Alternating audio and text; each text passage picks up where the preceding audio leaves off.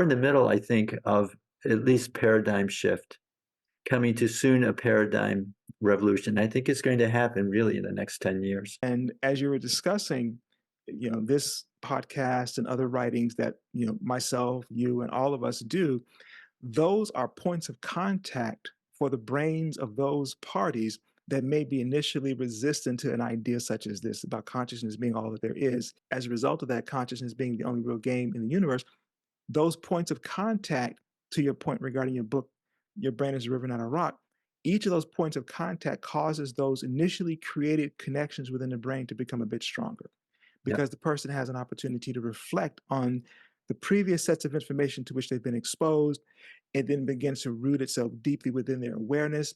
And then they begin to seek out opportunities to have such an experience, to quicken, if you will, that which is resident and always has been within them, which is a beautiful way to think of it because, you can look at it as an individual as you're doing these various things. You're like, am I having an effect? Am I having an effect?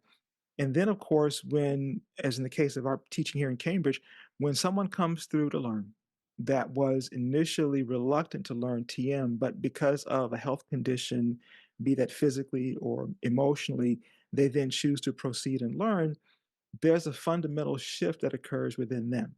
And it occurs because they have heard about it, but they're now having, in this case, the technique of TM, the ability to experience it for themselves.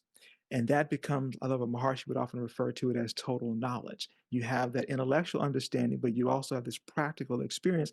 You wed the two, and you then have that total knowledge experience. And I think you're absolutely right that as we continue to do this work, you, me, and a host of others, where these seeds have been planted, that it's going to bring about something that's fundamentally, radically different than what we have at present.